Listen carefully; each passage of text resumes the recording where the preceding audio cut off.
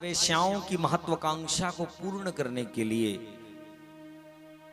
कमाई तो थी नहीं, और वेश्याओं को यदि रखना है, काम को यदि जीतना है महाराज, तो उस काम के लिए घी की प्रबंध तो करना ही पड़ेगा।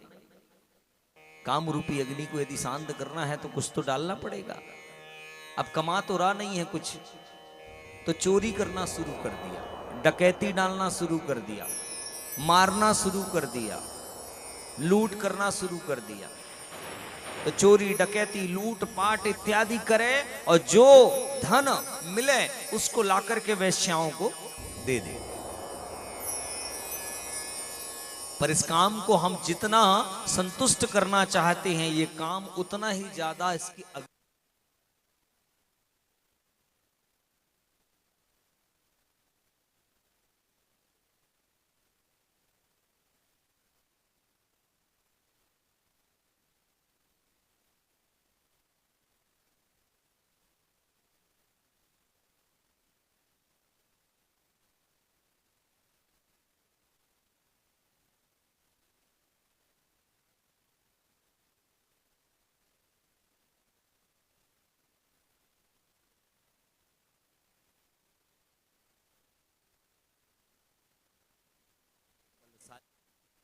इनको जीतने के लिए परमात्मा को भी 2 बार अलग अलग आना पड़ा, तब जाकर के इन दोनों को जीत पाए।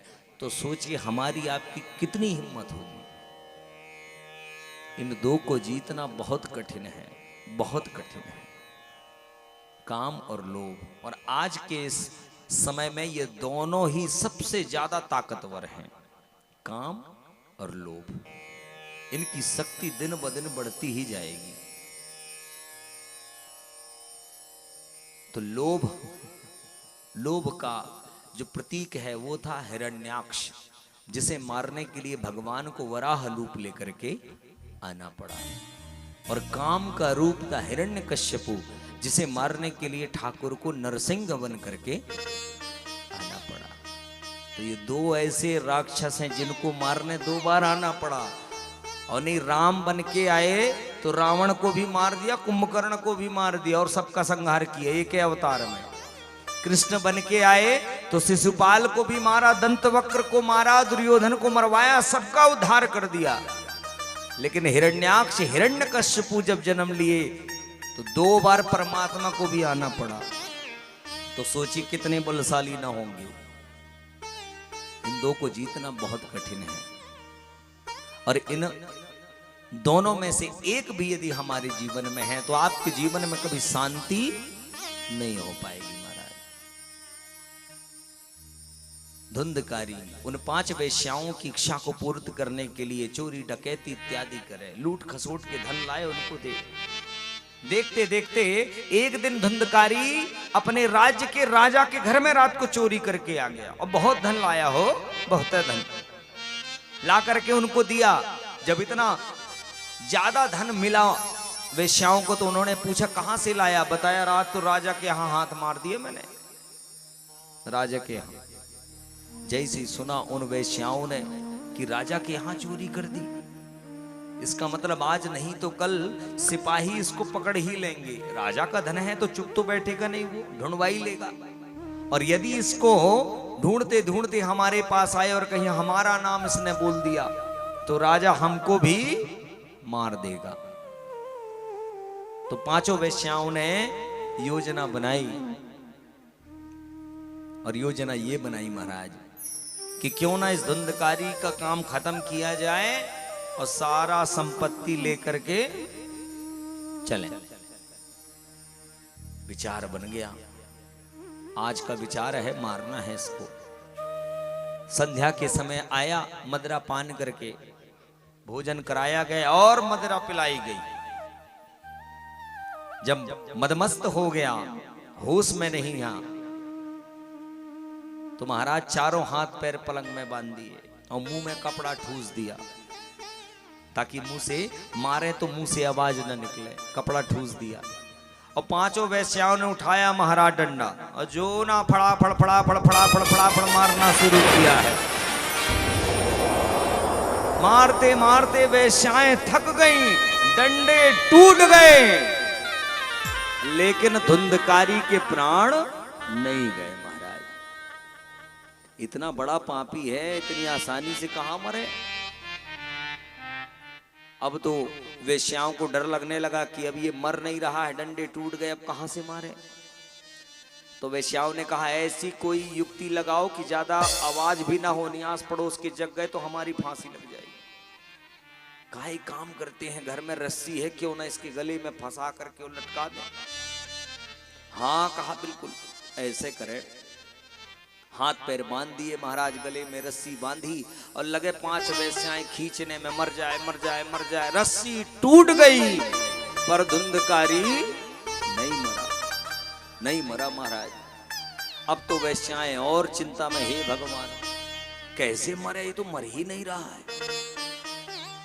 तब एक वेश्या ने विचार किया, कहा देखो एक काम करते हैं, अभी रात्रि को भोजन बनाए थे ना, तो चूल्हे में बढ़िया अंगार है कोयले का, न हो तो कोयले का अंगार इसके मुंह में ठूसे तक कहीं अब आए के मरे।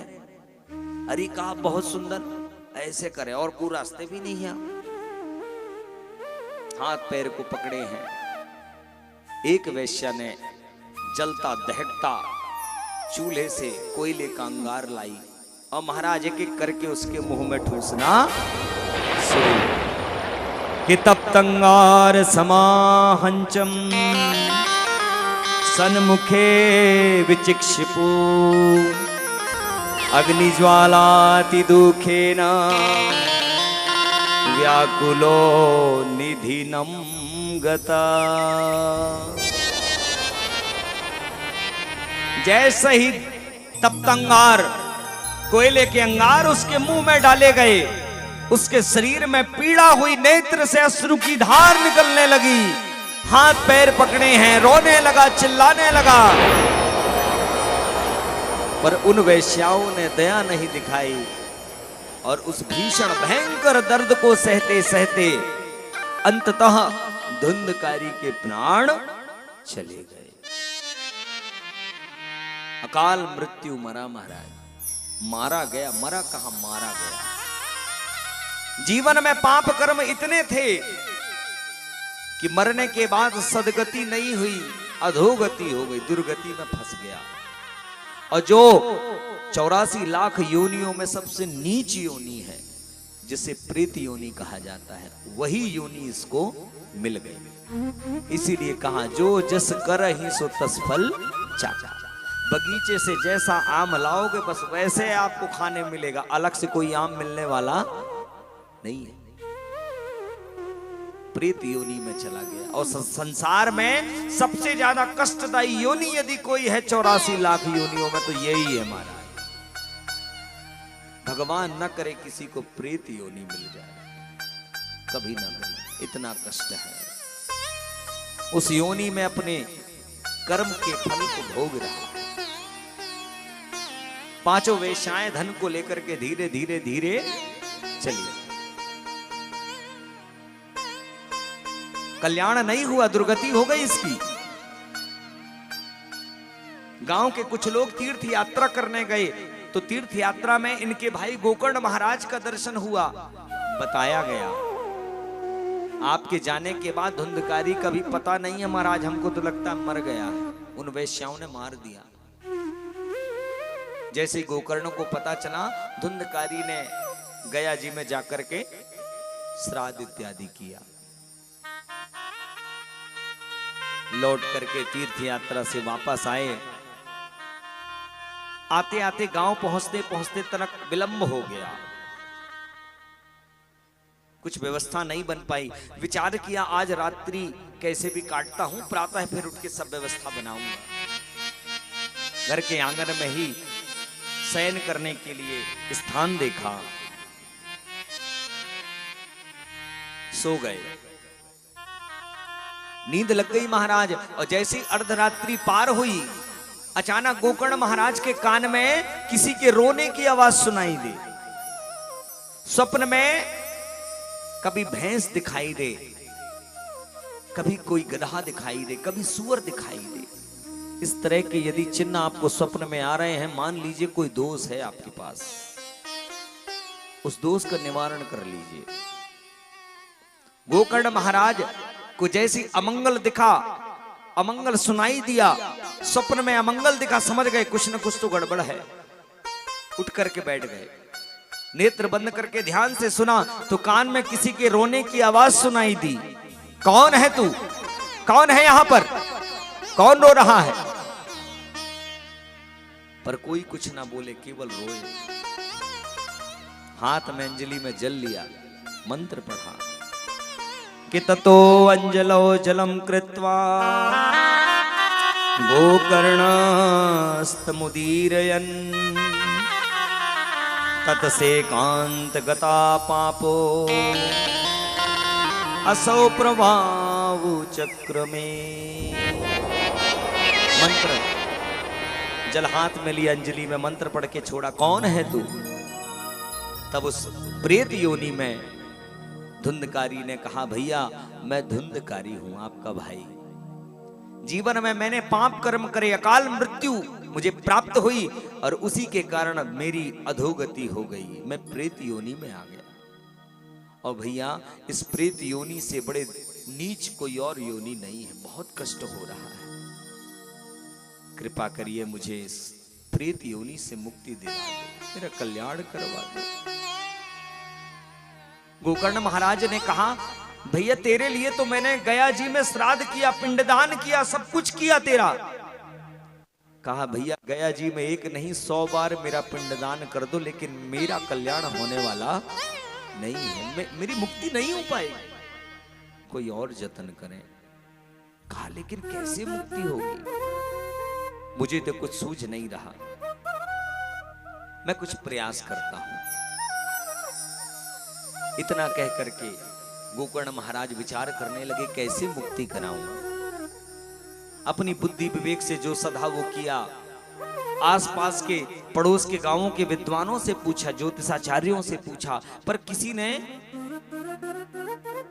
साधन नहीं बताया। अंत में गोकर्ण महाराज ने कहा, मैं अपने इष्ट देव से ही पूछूंगा। सूर्य नारायण इष्ट देव हैं गोकर्ण के। सूर्य को एक दिन अर्घ दिया, मन ही मन उनके श्री चरणों में बताया, प्रेत योनि से मुक्ति के लिए क्या साधन है, क्या करूं मैं।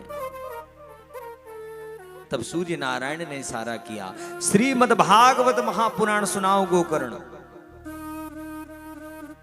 यदि प्रेत योनि से मुक्ति चाहिए तो श्रीमद् भागवत महापुराण के अलावा कोई साधन नहीं है।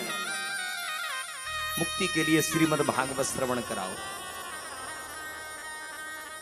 तो महाराज श्रीमद् भागवत का विचार उनको आया, साधन समझ में आया, अपने गांव के लोगों से बताया, सहयोग लिया। आषाढ़ के महीने में शुक्ल पक्ष में सुंदर भाव से सारी तैयारी कराई और श्रीमद् भागवत कथा प्रारंभ हुआ। प्रथम दिवस की कथा प्रारंभ हुई और उस प्रथम दिवस की कथा को श्रवण करने के लिए उस पंडाल में वायु के रूप में धुंधकारी भी प्रवेश किया। अब महाराज हवा है, वायु है, एक जगह टिक भी नहीं सकती। जहां से तेज हवा आई वहीं दूसरी दिशा में उड़ा के ले गई। और भागवत की कथा तो ऐसी है, जब तक एक आसन और चित्त लगा करके ना बैठो तब तक सुनने का कोनो मतलब या आनंद नहीं है, स्थायी नहीं बैठ पा रहा। तो क्या किया, उसी पंडाल में एक बांस था, उस बांस में नीचे छिद्र था महाराज। छिद्र में जाकर के प्रवेश कर गया। ये धुंधकारी महाराज हमारे आपके मध्य हैं, इनके बिना भागवत हो ही नहीं सकती। मुख्य श्रोता तो यही है। उस बांस में जाकर के विराजमान हुए। एक दिन की कथा समाप्त हुई, उस बांस की एक गांठ फट गई। 2, 3, 4, 5, 6, 7 सप्तम दिवस की जैसे ही कथा समाप्त हुई, उस बांस की 7 गांठ फटी और दिव्य रूप लेकर के धुंधकारी महाराज प्रकट हो रहे हैं। बोले भागवत महापुराण की जय हो। दिव्य रूप लेकर के पीतवासा घनश्यामो मुकुटी कुंडलान्विता ननाम भ्रातरम सद्यो गोकर्णमिति चाब्रवीत। सुंदर पीतांबरी धारण किए हैं, सिर में मुकुट है, कान में कुंडल है, हाथों में बाजूबंद है, कंगन है, पीतांबर को धारण किए इस बांस में से दिव्य रूप में धुंधकारी प्रकट हुए और सीधे श्रीमद् भागवत के सामने अपने सिर को नवा दिया कि धन्य है श्रीमद् भागवत महापुराण। इस भागवत की कथा सुनने के बाद मैं प्रेत योनि से मुक्त हो गया। प्रेत पीड़ा विनाशिनी भागवत को कहा गया, प्रेत पीड़ा विनाशिनी। प्रेत पीड़ा से मुक्ति केवल यही दे सकता है, इसके अलावा किसी पुराण में समर्थ नहीं है। धुंधकारी भागवत को प्रणाम किया, गोकर्ण को प्रणाम किया, कहा भैया तूने भागवत सुना करके मेरा कल्याण कर दिया। उसी क्षण भगवान के धाम से विमान उतर आया हो, विमान आ गया। जैसे भगवान का स्वरूप है वैसी भगवान के पार्षदों का भी स्वरूप होता है, वैसे ही श्रृंगार। गोकर्ण जी ने देखा, प्रणाम किया, धुंधकारी ने देखा, प्रणाम किया, और उस भगवान के पार्षद ने धुंधकारी को कहा आइए धुंधकारी महाराज चलिए। धुंधकारी गदगद हो गए, वाह प्रभु, एक तो प्रेत पीड़ा से मेरा कल्याण भी हो गया और भगवान के धाम लेने विमान भी आ गया, वाह। तो भागवत केवल कल्याण नहीं करती है, ये ठाकुर तक पहुंचा भी देती है। ले जाके वहां भगवान के पास बैठा के आएगी कि प्रभु ये आ गए। इतनी समर्थ है भागवत में। गोकर्ण महाराज ने देखा भगवान के धाम से विमान आया, रोक दिया, रुकिए। कहा मुझे लगता है कि प्रभु के यहां भेदभाव होता है। पार्षद ने कहा कैसे? कहा महाराज भागवत इतने सब लोगों ने सुनी, केवल धुंधकारी ने थोड़ी सुनी है। तो विमान केवल इसके लिए क्यों आया, बाकी जो बैठे इनके लिए क्यों नहीं आया? इसी के लिए भर एक विमान क्यों आया? भगवान के पार्षद ने कहा हमारे प्रभु के फल देने में भेद नहीं है, आपके भक्तों के ग्रहण करने में भेद है। ग्रहण करने में, क्योंकि केवल सुनना नहीं है, भगवान की कथा को सुने, सुनने के बाद भगवान की कथा का चिंतन करें, भगवान के स्वरूप का चित्त में दर्शन करें, और जितना समय मिले उतने समय परमात्मा के नाम का उच्चारण मुख से होना चाहिए। जब इस विधि से कोई कथा को श्रवण करता है 7 दिन, तब गोकर्ण जी उसका विमान, परमात्मा का विमान उसको लेने के लिए आता है। यहां पर आपके पंडाल में कोई ऐसा नहीं है, केवल ये है धुंधकारी, इसने ये किया है, इसीलिए इसके लिए विमान आया। यदि सबने ऐसा किया होता तो सबके लिए विमान आएगा। भेद नहीं है हमारे प्रभु के नेत्र में, संभाव है। गोकर्ण ने कहा फिर प्रणाम किया, फिर गांव वालों का सहयोग लिया। अगले साल फिर किया महाराज, सावन के महीने में फिर पुराण हुआ। 7 दिवस की कथा हुई और 7वें दिवस जैसे ही पुराण का विराम हुआ, पंडाल में जितने लोग बैठे थे महाराज सबके लिए विमान पहुंच रहे हैं। बोले भक्त वत्सल भगवान की जय हो। सबके लिए विमान आया, सब भागवत के चरणों को प्रणाम किए और विमान में बैठ कर परमात्मा के धाम चल दिए। गोकर्ण महाराज व्यास गद्दी में बैठे रह गए अकेले। सबका कल्याण तो हो गया, मेरा कल्याण भर समझ में नहीं आ रहा, जबकि सुनाया मैंने। पर परमात्मा तो कृपालु है हो, भक्तों को लेने के लिए तो विमान भेज दिया और गोकर्ण को लेने के लिए तो स्वयं वृंदावन बिहारी पहुंच रहे हैं, स्वयं पहुंच रहे हैं। सुंदर स्वरूप मेरे परमात्मा का विमान में चले चले आए। गोकर्ण महाराज के सम्मुख जैसे विमान आकर के रुका, गोकर्ण जी तो गदगद हो गए, वाह प्रभु, इस भागवत ने कल्याण तो किया, आज आपका दर्शन भी करा दिया है। तुरंत व्यास गद्दी से उतरे, भगवान के चरणों में साष्टांग दंडवत। भगवान ने गोकर्ण महाराज को हृदय से लगाया, तूने अपना कल्याण नहीं, तूने इतने लोगों का कल्याण कर दिया है। तेरा कल्याण तो हो गया गोकर्ण, तू तो मेरे धाम जा ही रहा है, पर अपने साथ में तूने न जाने कितने भक्तों का भी कल्याण कर दिया। तूने भागवत तो सुनाई, लेकिन भागवत का दक्षिणा नहीं मिला तुझे। दक्षिणा, और महाराज यज्ञ में दक्षिणा जरूरी है, बिना दक्षिणा के यज्ञ संपन्न या संपूर्ण नहीं होता है। अब क्या करें? गोकर्ण ने कहा कि भगवान ये बताइए कि भागवत की दक्षिणा संसार में कौन दे सकता है? संसार की सारी संपत्ति भी भागवत की दक्षिणा में चढ़ा दे तो भी कम है, भागवत की दक्षिणा कोई नहीं दे सकता है। तब भगवान ने बताया कि भागवत की दक्षिणा क्या होती है। भगवान ने कहा, गोकर्ण, भागवत की दक्षिणा संपत्ति रुपया पैसा नहीं, भागवत की दक्षिणा मैं स्वयं होता हूं, मैं स्वयं होता हूं, मैं ही भागवत की दक्षिणा हूं। और आज इस भागवत के स्वरूप दक्षिणा में मैं अपने आप को आज तुझे सौंप रहा हूं, ये दक्षिणा अपनी संभाल। तो भागवत की दक्षिणा केवल ठाकुर जी हो सकते, रुपया पैसा तो ये हमारे आपका लोकाचार है। भागवत की दक्षिणा केवल परमात्मा स्वयं हो सकते हैं, और किसी रूप में भागवत की दक्षिणा देना असंभव है, दे ही नहीं सकते। भगवान ने अपने आप को गोकर्ण को विदा दे दिया, तो भागवत परमात्मा तक पहुंचाती भर नहीं है महाराज, परमात्मा से मिला भी देती है, इतनी समर्थ है। सनकादि महाराज ने इतनी कथा सुनाई, और वृंदावन से भक्ति ज्ञान वैराग्य उसी समय नारद जी महाराज के बगल में आकर के दृष्टांत दिखाई देने लगे, तुरंत प्रकट हो गए, तुरंत।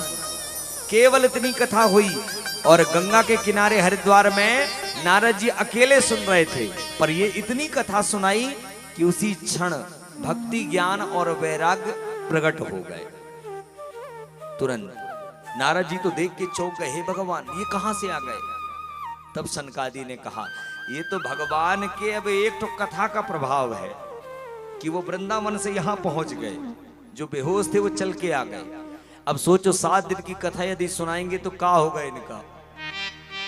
नारद जी गदगद हो गए, 7 दिन कथा सुनाई, और 7वें दिवस जैसे ही कथा विराम ली, भक्ति ज्ञान वैराग्य जवान भी हो गए महाराज, और नृत्य करने लगे। भगवान के सारे भक्तगण जितने ऋषि मुनि सन्यासी थे सब गदगद हो गए, खड़े हो गए। सुखदेव जी महाराज प्रकट हो गए, ध्रुव जी महाराज प्रकट हो गए, अर्जुन महाराज प्रकट हो गए, सुखदेव जी महाराज प्रकट हो गए, प्रहलाद जी महाराज, इंद्रदेव सब प्रकट हो गए उस हरिद्वार धाम पर, और झूम झूम करके परमात्मा के नाम का गायन करने लगे, परमात्मा के नाम का सुमिरन करने लगे। और ऐसा भजन संकीर्तन हुआ कि उनके भजन संकीर्तन को सुन करके स्वयं नारायण प्रभु भी हरिद्वार धाम में प्रकट हो रहे हैं। बोले भागवत भगवान की जय हो।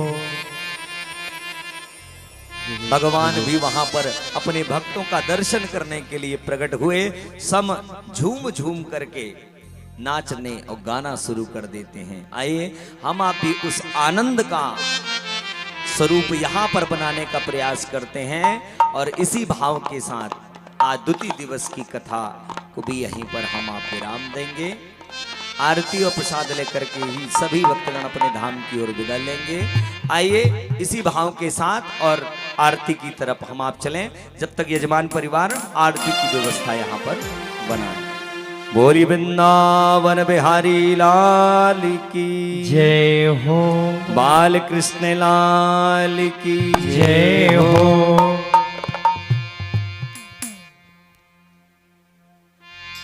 कि बांके बिहारी लाल,